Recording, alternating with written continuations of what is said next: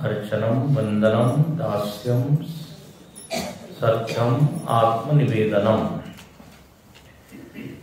भक्ति के 9 साधनाएं बताइए, नवविधा भक्ति। भगवान के प्रति हमारा प्रेम बढ़ाने के लिए, अपने भाव संवर्धन के लिए ये 9 प्रकार की साधना करनी चाहिए। उसमें के श्रवणम, भगवान के बारे में क्या सुने, श्रवणम।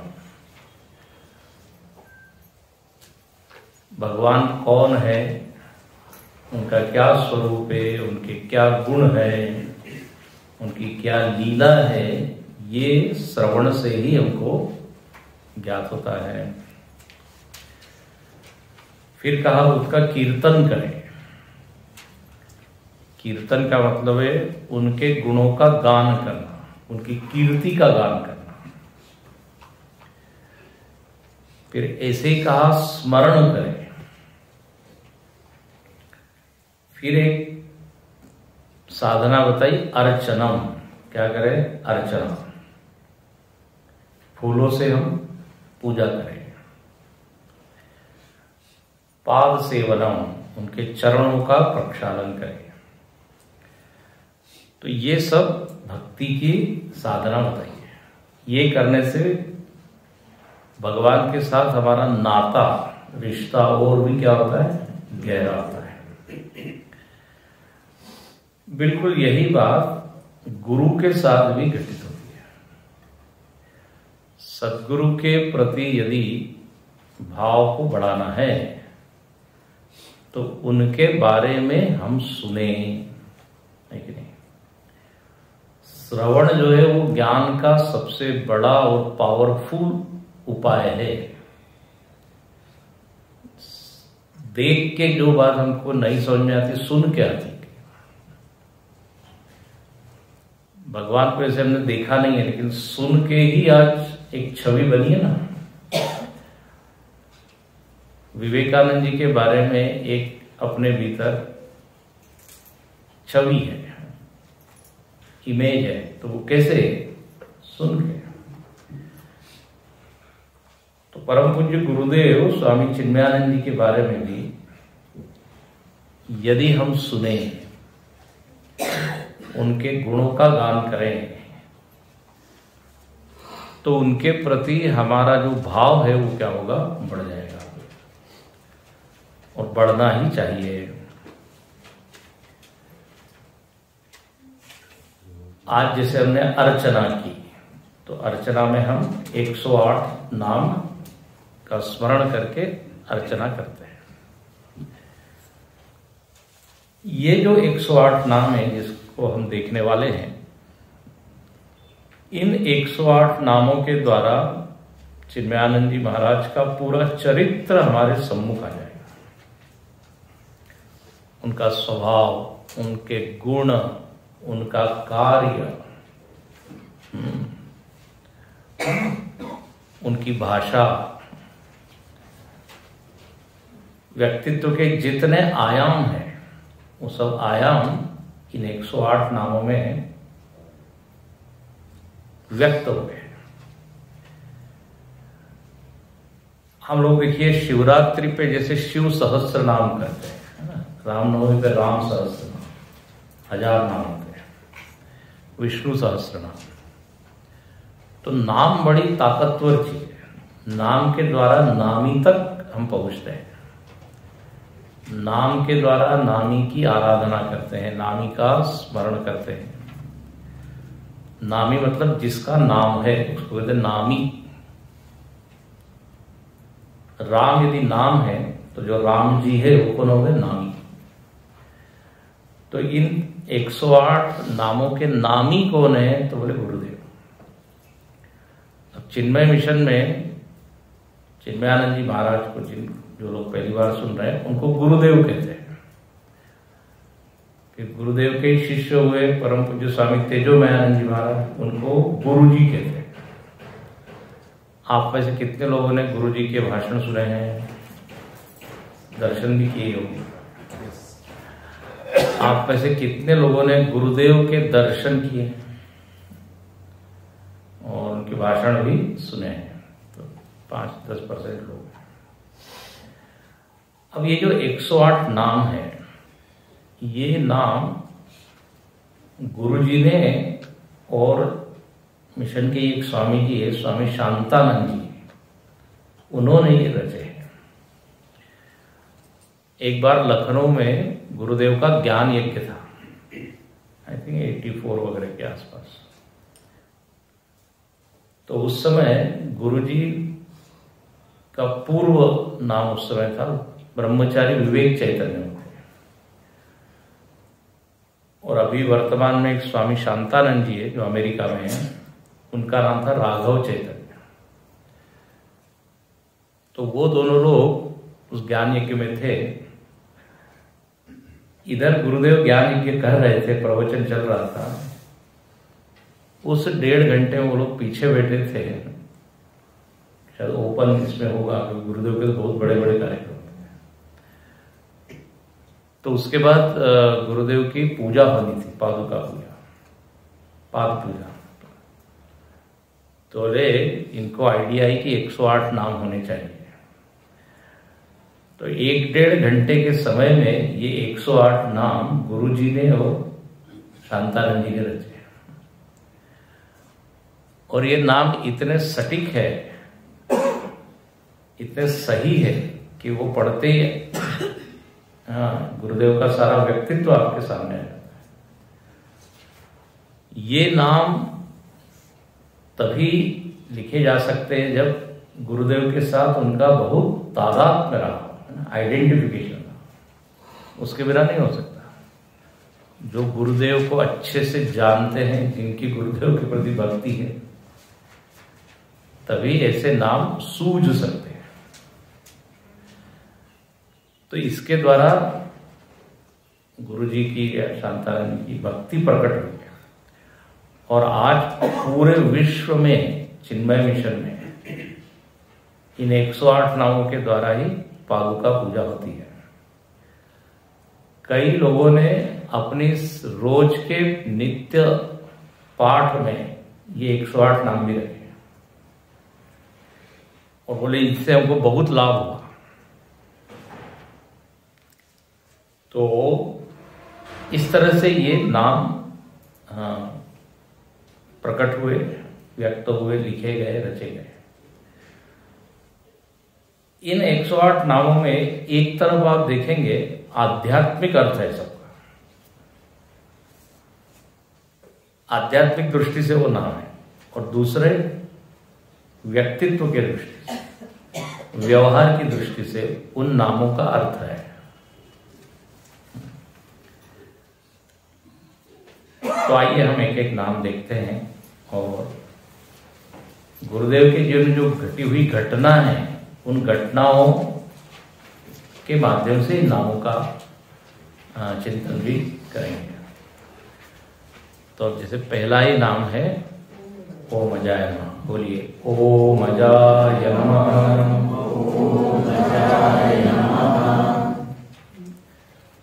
अब हर नाम के बाद में नमः है। नमः मतलब नमस्कार। नमस्कार का अर्थ होता है कि मेरा नहीं है, सब आप ही का है। न मम इति नमः, समर्पण की भावना नमस्कार में होती है। शरीर से तो लोग नमस्कार करते हैं, लेकिन अंदर से मालूम नहीं। तो अंतर्बाह्य नमस्कार ही पूर्ण नमस्कार। नमस्कार ऐसे गुरुदेव को जो अजन्मा है। अज मतलब अजन्मा। अजन्मा का अर्थ है जिसका जन्म नहीं हुआ है। अब किसी ने कहा, कल तो आप कह रहे थे कि गुरुदेव का 108वां जन्मदिन है 8 मई को, और पहला ही नाम आप कह रहे हैं अजाय नमः। तो देखो, आत्मदृष्टि से ये नाम है। आत्मा का जन्म होता नहीं। अभी हम ज्ञानी के लक्षण पढ़ रहे हैं, तो ज्ञानी अपने आप को तो शरीर मानता नहीं। हाँ, जन्म किसका होता है? शरीर का।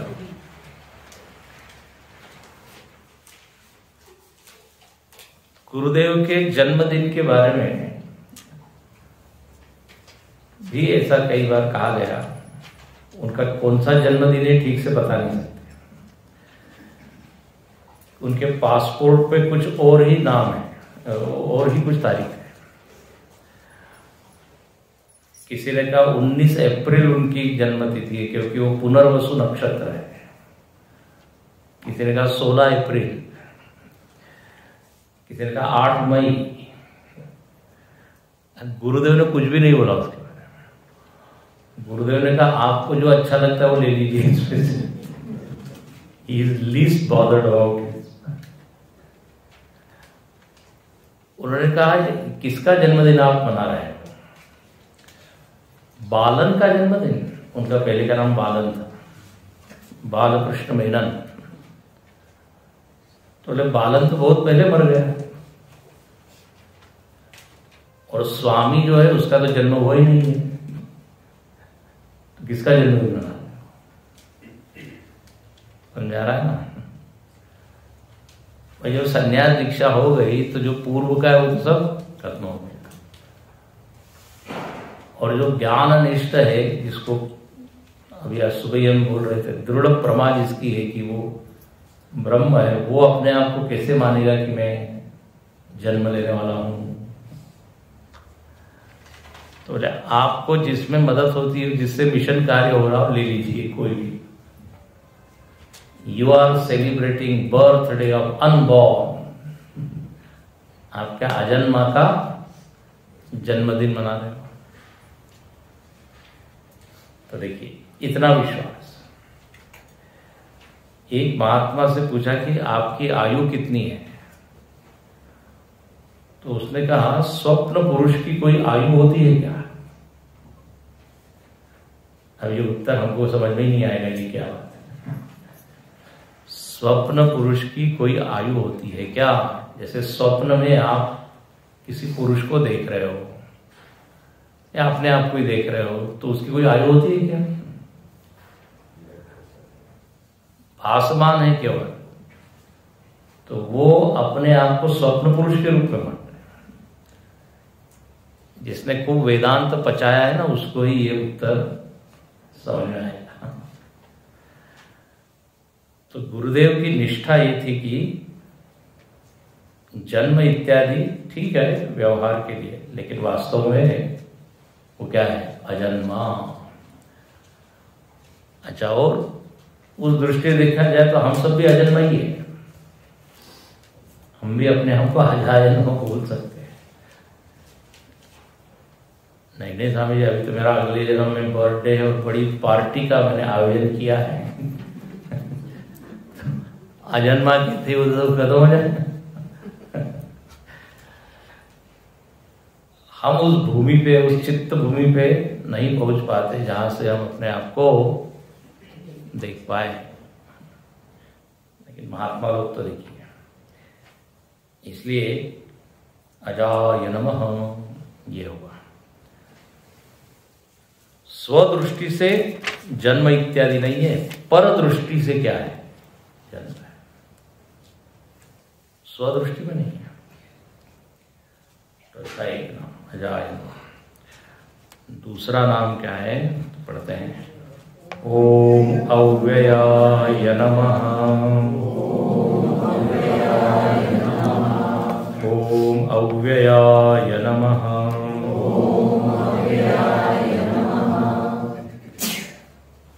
नमस्कार उन गुरुदेव को जो कैसे हैं? अव्यय है। तो अव्यय का अर्थ क्या है? जिसमें व्यय नहीं है, परिवर्तन नहीं है, विकार नहीं है, बदल नहीं है। अव्यय। एक होता है ना आय और व्यय, इनकम एक्सपेंडिचर को क्या बोलते हैं? आय व्यय। तो ये शरीर में तो सतत क्या होता है? व्यय, परिवर्तन।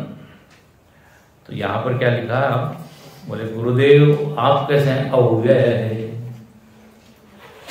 तो यहाँ पे फिर आत्मदृष्टि से तो अव्यय है। गुरुदेव ने कभी भी शरीर को बहुत ज्यादा महत्व नहीं दिया। वो कहते थे जितना इस शरीर से लेना हो ले लो, as much as you can extract you can. इसमें उनकी बहुत ज्यादा अहम बुद्धि नहीं होती थी। अंतिम समय में तो उनका 20% ही हृदय काम करता था, 20%। फिर भी वो गरजते थे। डॉक्टरों ने कहा था 15 मिनट से ज्यादा बोलना नहीं। हमने सुना है हमको उस समय भी जब वो बोलते थे तो लगता ही नहीं था कि इतना कुछ उनका है। प्रवचन के बाद उनको ऑक्सीजन लेनी पड़ती थी। तो देखिए बिल्कुल दिखता था कि वो देह का यूज कर रहे हैं, देह में वो अपने आप को नहीं मान रहे हैं। या देह से जो आइडेंटिफिकेशन तादाद में होता है, तो स्वयं कौन है? अव्यय है। एक बार किसी ने कहा उनसे कि आपकी तबीयत ठीक नहीं है, आपका शरीर थोड़ा ठीक नहीं है, आप थोड़ा क्या कीजिए, विश्राम कीजिए। तो एकदम ज्यादा बोलो नहीं, शरीर को मालूम नहीं है, उससे मैं काम ले रहा हूं। Don't talk loudly. शरीर के बारे में ज्यादा मत बोलो, उसको लगेगा कि वो बहुत इंपॉर्टेंट है। ये तो देखो, इसलिए मैंने कहा ना बहुत कुछ सीखने वाले। ज्ञान उनका केवल पुस्तकीय नहीं था, केवल शाब्दिक नहीं था, तो वो उसको बिल्कुल जीते थे। When I say that I am not body means I am not body।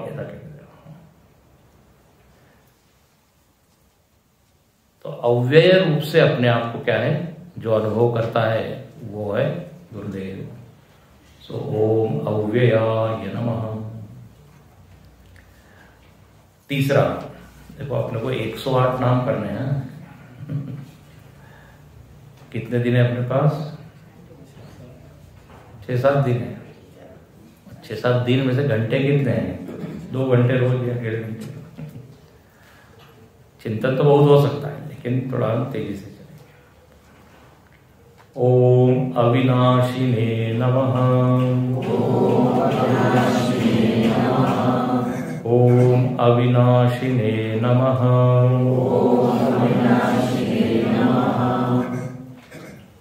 ऐसे गुरुदेव को नमस्कार प्रणाम, जो अविनाशी। अविनाशी का अर्थ है कि जिसका नाश हो नहीं सकता, मरण हो नहीं सकता। आत्मदृष्टि से आत्मा को दरवाजा लगाएगी। आत्मदृष्टि से आत्मा अविनाशी। गीता में भगवान कहते हैं अविनाशी तो तद विद्धि येन सर्वमिदं ततम्। भगवान कहते हैं अपने आप को तुम क्या मानो? अविनाशी। क्योंकि आत्मा का विनाश कौन करेगा? विनाश करने के लिए क्या चाहिए?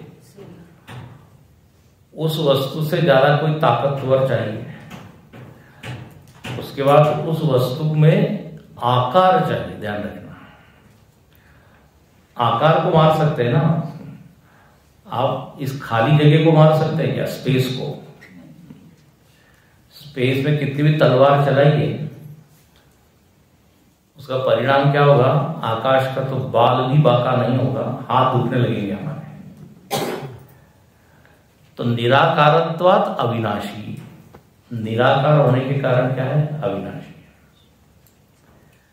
तो ज्ञानी अपने आप को आत्म तत्व ही अनुभव करता है, मानता है, तो बोले मुझको कौन मारेगा?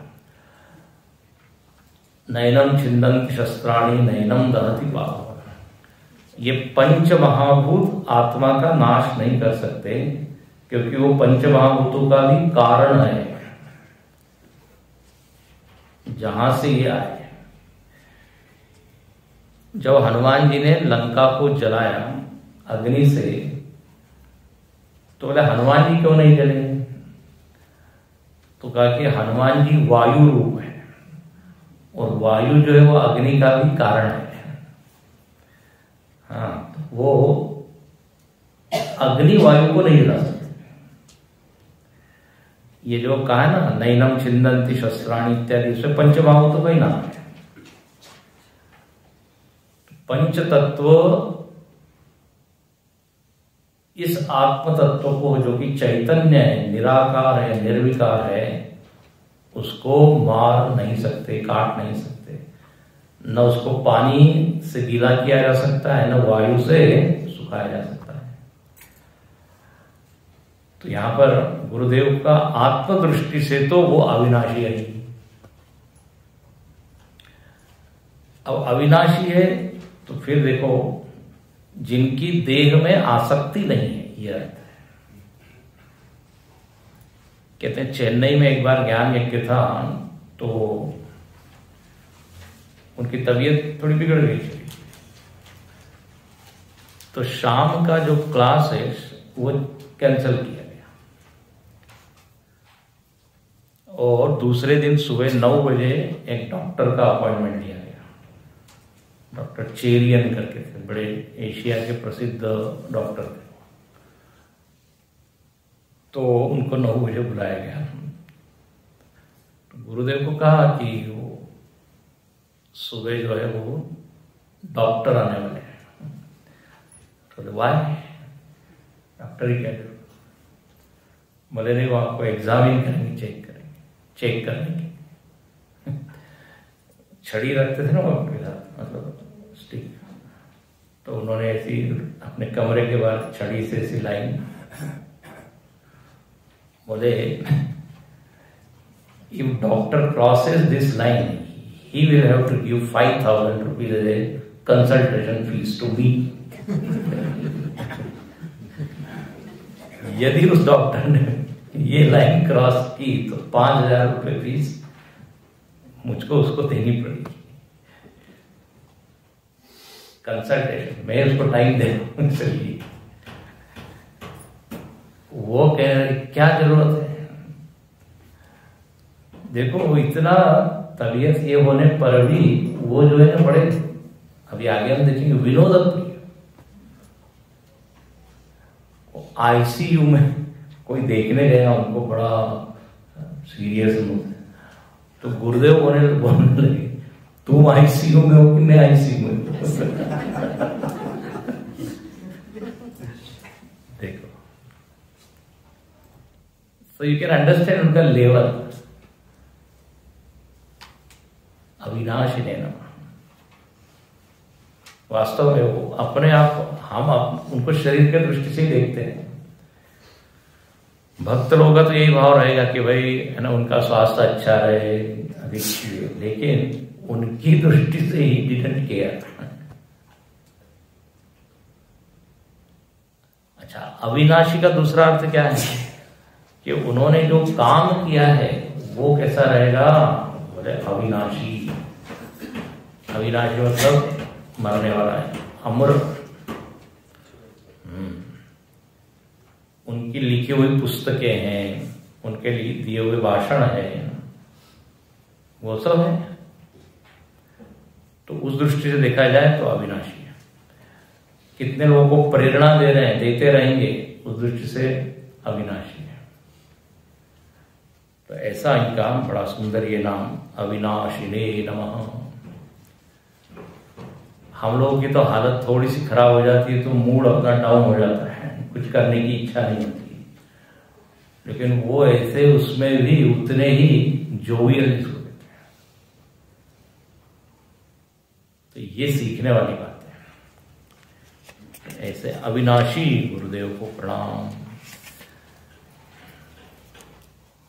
अगला नाम क्या है? तो अचिंत्य है। ओम अचिंत्याय नमः। ओम अचिंत्याय नमः। ओम अचिन्त्याय नमः।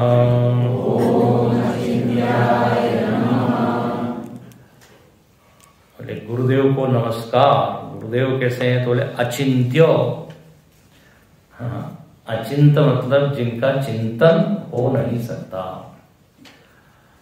अब वेदांत में आत्मा के बारे में कहा गया है कि आत्मा अनिर्वचनीय है। यतो वाचो निवर्तन्ते अप्राप्य मनसा सह। वाणी जिसका निरूपण कर नहीं सकती। वाणी उसी का वर्णन कर सकती है जो दृश्यमान है, जो है ना स्थूल है।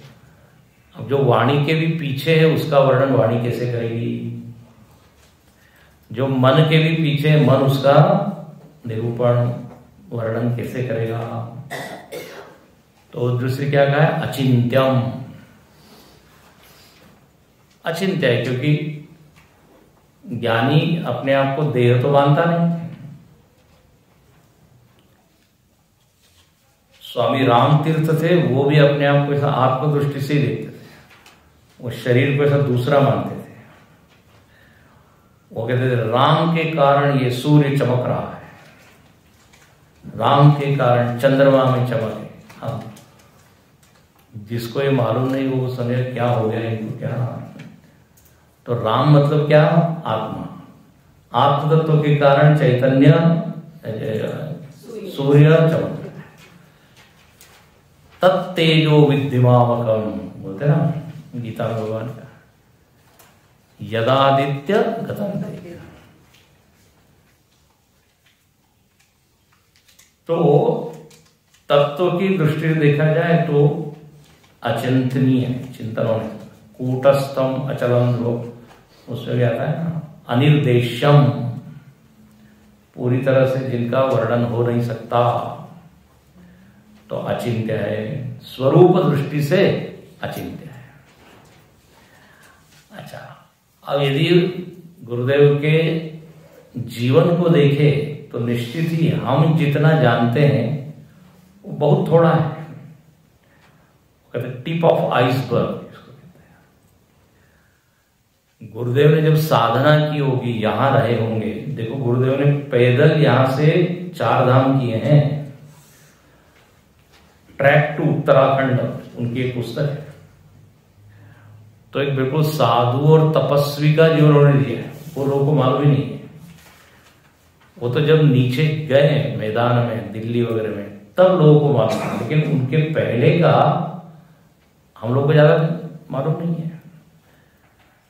लेकिन उन्होंने बड़ा कठिन जीवन जिया है, तपस्या की है।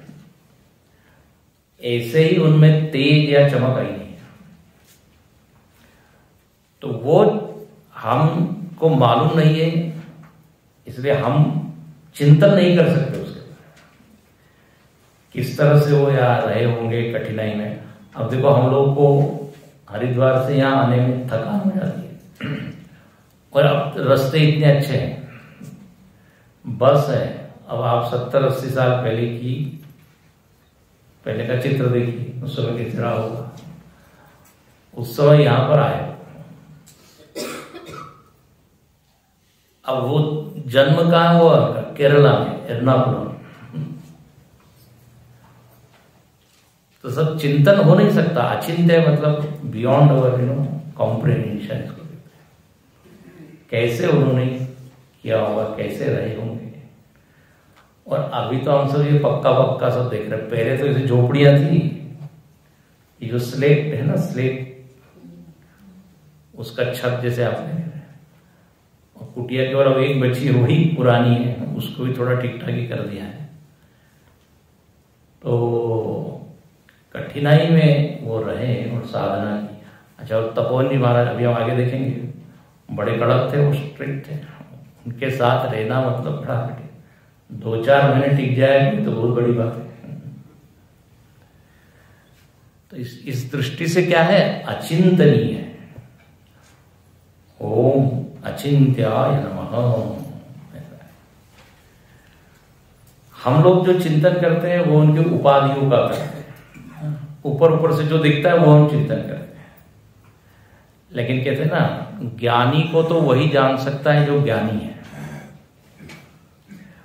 स्वामी विवेकानंद जी ने कहा, उनके बारे में किसी ने लिखा उनकी बायोग्राफी और बताया, तो उन्होंने विवेकानंद जी ने बोला ऐसा, मतलब विवेकानंद को जानने के लिए दूसरा विवेकानंद को जन्म लेना पड़ेगा।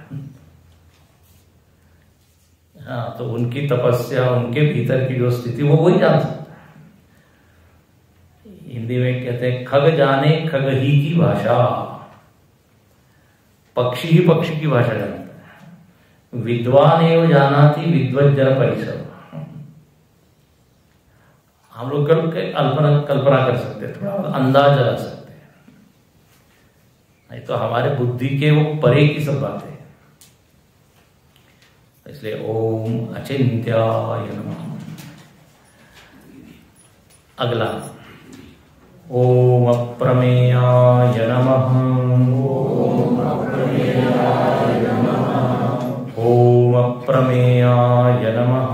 ओम अप्रमेयाय नमः। प्रमेय, प्रमेय मतलब होता है जिसको नापा जा सके, that which can be measured, उसको कहते हैं प्रमेय। ये जो विषय है ना, इनको भी क्या कहते हैं? प्रमेय। आज सुबह हम बोल रहे थे, एक होता है प्रमेय और जिसके द्वारा उसको जानते हैं उसको कहते हैं प्रमाण। तो प्रमेय मतलब विषय, और विषय का अर्थ है कि जिसको आप मेजर कर सकते हो, नाप सकते हो। अप्रमेय मतलब इमेजरेबल, जिसकी आप नाप लिया, हमने समझ लिया, ऐसा नहीं बोल सकते, जिसकी सीमा आप तय नहीं कर सकते, उसको बोलेंगे अप्रमेय। तो आत्म तत्व तो परिच्छिन्न नहीं है, सीमित नहीं है। आत्मज्ञानी चूंकि अपने आप को आत्म तत्व के रूप में ही मानता है, अनुभव करता है, तो उसकी कोई सीमा है क्या? उसकी कोई सीमा नहीं। लेकिन देखिए, एक बात बता देते हैं, व्यवहार की बात। तत्व दृष्टि से तो हम सर्वव्यापक हैं, आत्म चैतन्य सर्वरूप है। लेकिन व्यवहार की दृष्टि से हम व्यवहार किससे करते हैं? शरीर से। तो शरीर की दृष्टि से मैं यहाँ हूं, लेकिन तत्व की दृष्टि से सभी दूर। तो ये वेदांत की जो बातें हैं, ये ज्यादा बोलने की नहीं होती। गुरुदेव ने एक किस्सा है, गुरुदेव के पास कोई ब्रह्मचारी जी आए जो यहीं से पढ़े हुए थे। तो सहज बिल्कुल व्यवहारिक प्रश्न पूछा कि हाँ ब्रह्मचारी जी, कहाँ हो आजकल तुम? उसने कहा गुरुदेव मैं सर्वव्यापक हूं। अब वैसे दृष्टिया कहा जाए तो उत्तर सही था वो, लेकिन अब किसके सामने बोल रहे हैं और वो किस दृष्टि से पूछ रहे हैं? तत्व दृष्टि तो उनको ही मालूम है। इसे कहीं भी वेदांत को मिलाना नहीं चाहिए। फॉर्म पे होता है कि नहीं? फॉर्म, तो उसमें सबसे पहला नाम कर रहा है, नाम पहला कॉलम, दूसरा कॉलम होता है जन्मदिन। अब एक व्यक्ति ने नाम क्या लिखा? अनाम। आत्मा नाम रूप के परे है। जन्म तिथि अजन्मा। अब ऐसा यदि कोई फॉर्म भरेगा तो रिजेक्ट हो जाएगा। व्यवहार की बात में व्यवहार। तो अप्रमेय, तत्वतः अप्रमेय है, नो डाउट। देश काल वस्तु में जिसको आप बांध नहीं सकते। अच्छा, या व्यवहार की दृष्टि से देखा जाए तो गुरुदेव का जो काम है वो कैसा है? अप्रमेय है। हम लोगों को लगता है कि गुरुदेव ने इतने आश्रम बनाए हैं, इतने स्कूल बनाए हैं, बस यही उतना काम है। ना ना, 40 वर्षों तक वो घूमते रहे और उन 40 वर्षों में कितने लोगों का उन्होंने मन परिवर्तित किया होगा, कैन यू मेजर? और उनके प्रवचन में 10-20 लोग नहीं आते, हजारों। तो कितने लोगों के हृदय को उन्होंने टच किया होगा। That is definitely immeasurable. कई लोग ऐसे हैं जिन्होंने गुरुदेव को देखा नहीं, लेकिन गुरुदेव की पुस्तकें पढ़ के उनके जीवन में परिवर्तन है। हमसे मिले लोग, स्टडी ग्रुप में इतने एक्टिव है वो, हमने सोचा कि उन्होंने गुरुदेव का दर्शन ही किया, बोले हमने देखा भी नहीं, लेकिन किताबें ही, उनकी जो पुस्तकें इतनी भाषा और प्रेजेंटेशन इतना प्रभावी है कि बोले हम उससे प्रभाव। तो इस दृष्टि से देखा जाए तो आप मेजर नहीं कर सकते कितने लोगों के मन बदले, कितने उन्होंने स्कूल बनाए, बहुत सारी चीज, कितने लोगों ने प्रेरणा देके अपना अपना काम किया, वो तो मालूम नहीं है। जरूरी नहीं कि जो चिन्मय मिशन में काम कर रहे हैं उतने ही लोग गुरुदेव को जानते हैं। कई लोग ऐसे हैं जो मिशन में नहीं है, लेकिन उनका सोर्स ऑफ इंस्पिरेशन गुरुदेव। अभी अनेक वेदांत बोलने वाले लोग जो है, यदि आप देखेंगे तो उनका मूल कहाँ है? गुरुदेव का ही कोई साहित्य, वेदांत कोर्स उन्होंने किया होगा, पुस्तक पढ़ी होगी, तो उस दृष्टि से आप प्रमेय। फिर गुरुदेव का जो प्रेम था, बोले वो भी इमेजरेबल था। जो उनके सानिध्य में आए वो लोगों को लगता है कि सबसे ज्यादा प्रेम गुरुदेव हमसे करते थे। अच्छा, सबको लगता है ऐसा, सबको लगता है, क्योंकि सबसे इतना आत्मीयता से वो मिलते थे, नाप नहीं सकते। वो जब किसी से मिलते थे तो कंप्लीट मिलते थे, पूर्ण रूप से। ऐसे कई लोग मिले हैं, वो कह रहे हैं कि 1 मिनट हम उनसे बात किया, 40 सेकंड बात किया, लेकिन वो 40 सेकंड भी ऐसे कंप्लीट थे कि पूरे जीवन भर उनको याद है। क्योंकि जब वो बात कर रहे हैं तो 100% ही इज प्रेजेंट है। हम लोग बात इधर करते हैं, मन में कोई चल रहा है, हाँ ओके ओके, मन के शोर होता है, लेकिन उनका जो है मिलना। अच्छा, किसी लोगों ने केवल एक प्रवचन सुना, एक प्रवचन में एक थॉट, वो थॉट अभी तक उनके बुद्धि में गूंज रहा है। लोग बोलते हैं वो शब्द अभी तक गूंज रहे हैं। तो आप देखिए ना, इस दृष्टि से आप नाप नहीं सकते उनके काम को। केवल बिल्डिंग को देख के नहीं समझना कि उन्होंने इतना काम किया, तो अप्रमेय।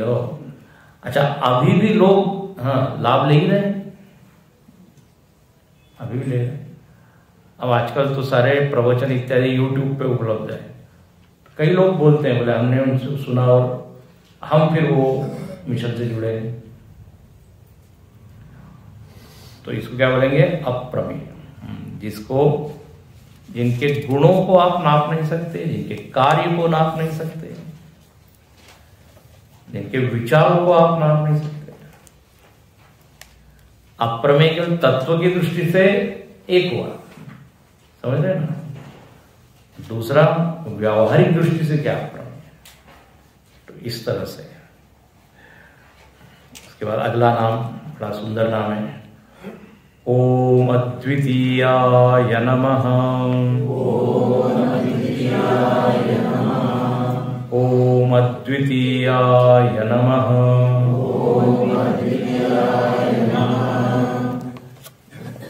मैंने गुरुदेव को प्रणाम करते हैं। गुरुदेव कैसे हैं? थोड़े अद्वितीय। अद्वितीय मतलब उनके जैसा दूसरा कोई नहीं। अब ये नाम आत्मा में भी लागू होता है। उपनिषद क्या कहती है? एकमेवा द्वितीयम। आत्मतत्व एक है। आत्मतत्व में प्रकार नहीं, टाइप्स नहीं है, 2, 3, 4 आत्माएं नहीं है। कॉन्शियसनेस इज वन, है ना? आत्मतत्व वन है। ऐसा कभी न बोलना कि आत्माएं, आत्मा का कभी भी बहुवचन नहीं होगा। आत्माएं, यहां 63 आत्माएं बैठी है, कुछ कुर्सी पे बैठी है, कुछ नीचे, एक आत्मा ऊपर पंच। एक कॉन्शियसनेस ऊपर बैठा है, एक नीचे। अब इस तरह फनी रहेगा नहीं। तो आत्मा अद्वितीय, सब में एक ही है। ये जैसे 10 घट रखे हो तो 10 घटों में एक ही आकाश है कि नहीं? स्पेस। 10 दिख रहे हैं, वो दिख रहे हैं घट के कारण। दिखने के लिए तो बहुत कुछ होता है, लगने के लिए तो बहुत कुछ होता है। परसों ही हम केनोपनिषद के उससे बोल रहे हैं, लगता है कि मैं शरीर हूं, लगता है कि जगत सत्य है। लगने के लिए बहुत कुछ चीज, लगता है कि सब में अलग अलग आत्मा बैठी है। और लोग बोलते भी इसकी आत्मा शुद्ध है, मेरी आत्मा थोड़ी अशुद्ध है। ये आत्मा शुद्ध अशुद्ध नहीं होती, मन शुद्ध अशुद्ध होता है। और ये वेदांत की क्लास में देखेंगे,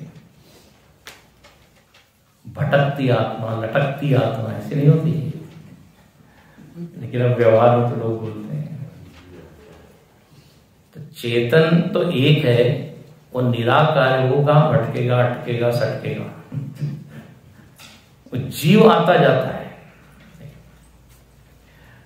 तो क्या बता, हम यहां ये रहे हैं कि चैतन्य के प्रकार नहीं होते, तो उस दृष्टि से तो अद्वितीय है। इसीलिए एक नाम निकला है, नाम शास्त्र में है अद्वैत। वैसे तो अद्वैत का अर्थ क्या है? दूसरा नहीं है। एक बोलने से भी काम चल सकता था, है ना? एक मतलब एक, और अद्वैत मतलब भी क्या? दूसरा नहीं, मतलब एक। तो ये अद्वैत शब्द क्यों है? एक ही वाक्य में एकमेवा द्वितीयम, जो एक है, एक ही है और अद्वितीय है। तो वहां पर अद्वैत का अर्थ यह है, ज्यादा उधर नहीं जाता, एक शब्द बोलने से दो की संभावना बनती है। ध्यान से सुनना, एक के बाद 2, 3, 4 आता है नहीं। लेकिन अद्वैत बोलते ही आपने मानो कि दूसरे की संभावना ही, हाँ, गेट बंद कर दिया। कितना बढ़िया शब्द कॉइन किया है। नहीं तो एक के बाद तो 2, 3, 2, 4, 5, 6 जो भी है वो एक का ही क्या है, एक एक जुड़ता गया, 1 + 1 2, 1 + 1। दुनिया में हर चीज के प्रकार है, ऐसी कोई चीज नहीं जो केवल अद्वैत हो। सूर्य भी कितने प्रकार के, हजारों सूर्य हैं, हजारों तारे हैं, कितनी पृथ्वियां, जैसे पृथ्वी जैसे ग्रह है, बहुत सारे हैं। हर चीज में वैरायटी है। अभी मैंगो का सीजन चल रहा है, आम का, कितने प्रकार के आम है। स्वामी अभी याद में दिलाई है। तो हाफूस आम है, तो लंगड़ा आम है, तो टाइप से अद्वितीय का है। गुलाब का फूल है, हजारों प्रकार के गुलाब है। एक चींटी है, चींटी के भी कितने प्रकार है। केवल परमात्मा ही ऐसा है जो अद्वितीय है, उसके जैसा दूसरा कोई नहीं। आपको कई बार हमने सुनाया होगा, जो लोग हमारे प्रवचन सुनते रहे हैं, जब शूर्पणखा आई ना भगवान के पास, तो शूर्पणखा बड़ी बन ठन के आई थी, और वो राम जी से कहती है कि तुम सम पुरुष न मोह सम नारी, और तुम्हारे जैसा पुरुष सुंदर और मेरी जैसी सुंदरी कोई नहीं है। And we are made for each other, हम दोनों एक दूसरे के लिए बने हैं, तो हम लोग विवाह करते हैं। तो भगवान ने कहा, तुमने बिल्कुल सही बोला, मेरे जैसा सुंदर कोई नहीं है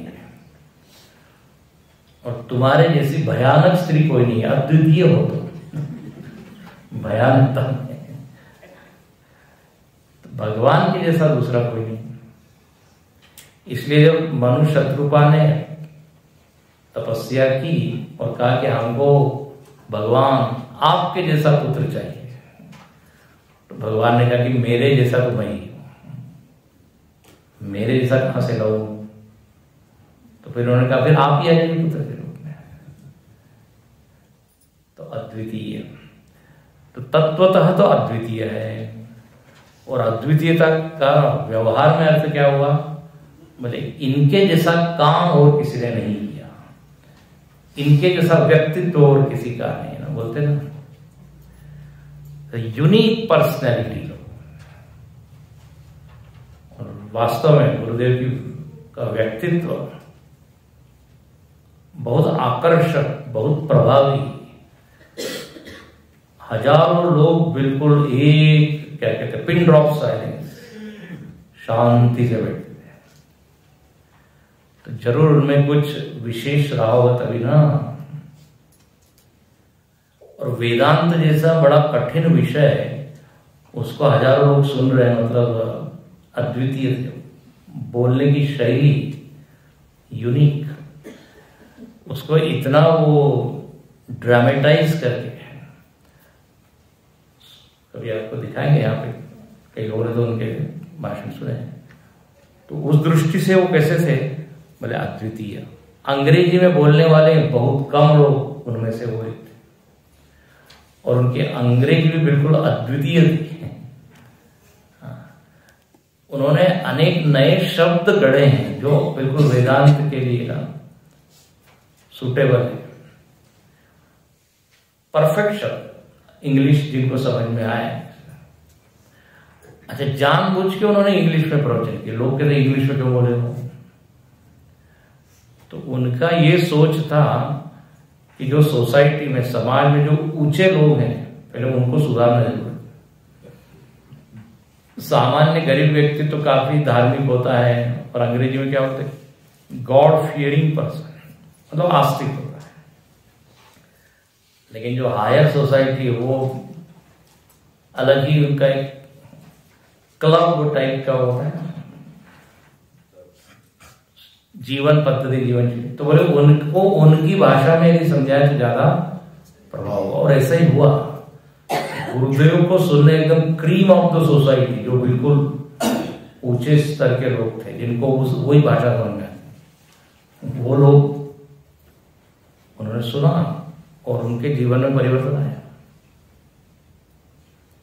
तो अद्वितीय, अभी और देखेंगे उनकी अद्वितीयता कैसी थी, विशेषताएं। तो अपने आप में, है ना, एक अलग उनकी चमक थी, इसलिए उनका नाम हुआ अद्वितीय। एकदम रेयर, दुर्मिल, मराठी में दुर्लभ व्यक्ति, कहते हैं ना, न भूतो न भविष्यति, इस तरह से। ओम अद्वितीयाय नमः। ओम अनिकेताय नमः।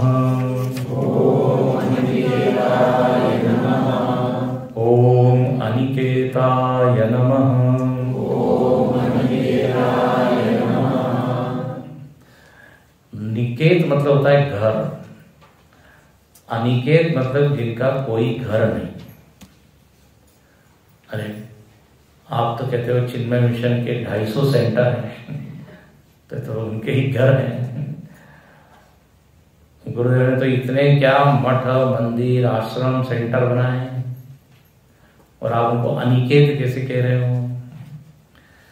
तो देखो, अनिकेत वास्तव में उन्होंने इतना सब बनाया, लेकिन वो सतत घूमते रहे। हम लोगों को देखिए, एक घर में रहने की आदत है, उसी में हम कंफर्टेबल फील करते हैं।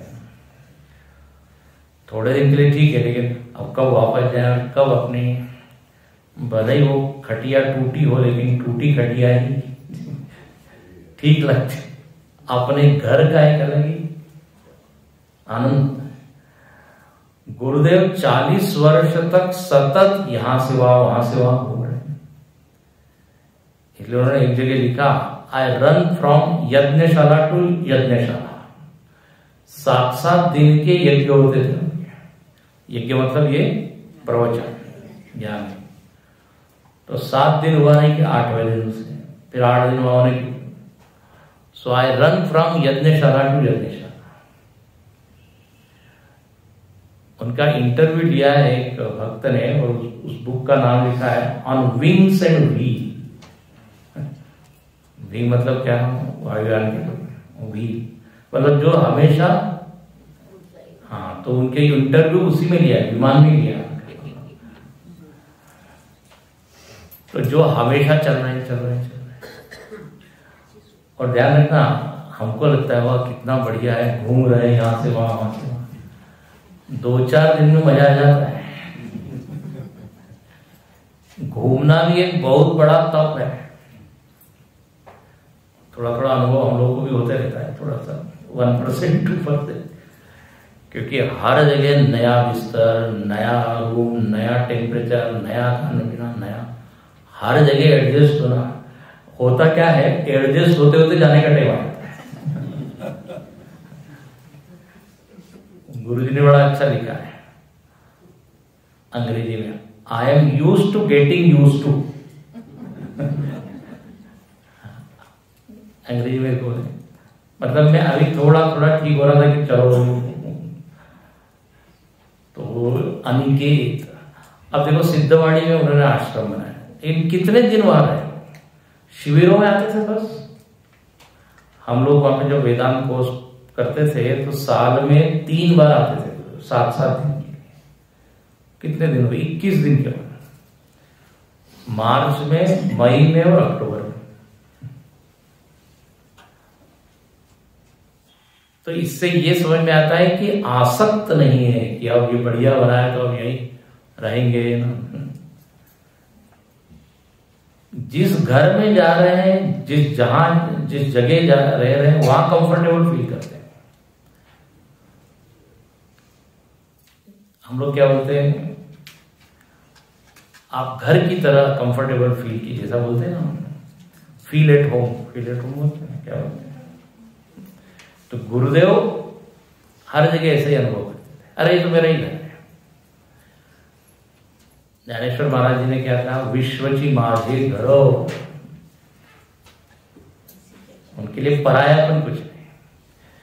तो वैसे देखा जाए तो एक निकेत में वो रहे नहीं, मतलब घर में आसक्त नहीं कि इतना कंफर्टेबल हमने बनाया तो हमें कुछ छोड़ के जाएंगे ही नहीं। कठिन होता है वो, जो टूरिंग जॉब करते हैं उनको भी मालूम है, वो बोले कब रिटायर हो, कब, बहुत हो गया व्यवहार में किया हमने। थोड़े दिन तक अच्छा लगता है, उसके बाद तो अनिकेताय नमः। और गीता में भी एक शब्द है ना, अनिकेत, आत्मा के लिए क्या है, हाँ, अनिकेत स्थिरमति, भक्तिमान में प्रियो। ये बड़ा अच्छा शब्द है, अनिकेत स्थिरमति, जिसका निकेत तो स्थिर नहीं है लेकिन मति स्थिर है। तो सामान्य व्यक्ति का निकेत स्थिर है, मति स्थिर, ठीक है। अनिकेत स्थिर, तुरंत भगवान। तो ऐसे जो हर जगह रह रहे हैं और हर घर उन्होंने अपना घर।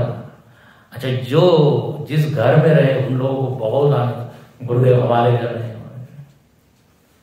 है ना। लोगों ने, हमने कई वक्तों क्या देखा, उन्होंने उस रूम को वैसे ही रखा है। अब अपने आश्रमों में भी देखते हैं, जैसे यहाँ पर भी एक रूम है, उसको उन्होंने काफी रिनोवेट कर दिया है। सिद्धवाड़ी में आश्रम बिल्कुल, वो कुर्सी, वो टेबल वैसे ही रखा है। वो पूजा का जैसे ना पूजा रूम होता है, उस तरह हो। जिस घर में या जिस पलंग पे या जिस कुर्सी पे बैठे, वो भी आदर का पात्र हो जाता है। भले ही वह 2 दिन रहे गुरुदेव, लेकिन उनके लिए वो एक सोवेनियर, मेरा स्मारक। गोवा में हम गए, वहां पे स्वामी विवेकानंद जी जिस घर में ठहरे थे, उस घर में उन्होंने वो कुर्सी अभी तक रखी। यहाँ पर स्वामी विवेकानंद जी महाबलेश्वर के होटल में वो रुके थे, वो भी वहां उन्होंने वैसे ही रखा है। तो देखो, घूम रहे हैं और लोगों को आनंद दे रहे हैं। राम जी का वर्णन है, स्वयं राम जी ने कष्ट सहन किए, किसके लिए, लोगों को कष्ट दूर करने के लिए। सही संकट की साधु सुखारी, राम भगत हित नर तनुधारी। सही संकट किए साधु सुखारी, स्वयं कष्ट सहन किया लेकिन लोगों को सुख दिया। हमारे एक स्वामी जी है, सीनियर स्वामी जी, वो सुनाते हैं किस्सा। मतलब एक जगह गुरुदेव रहे और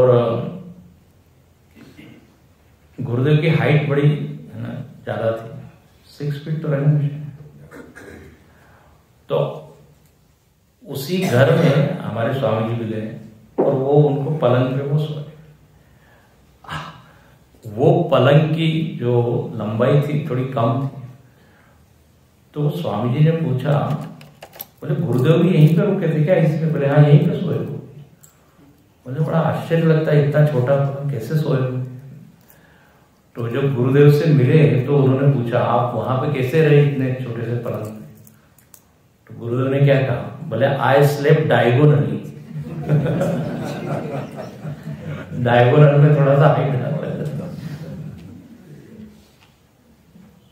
देखो, उन्होंने ये नहीं कहा कि हमको नया चाहिए, बोले जो है ठीक है।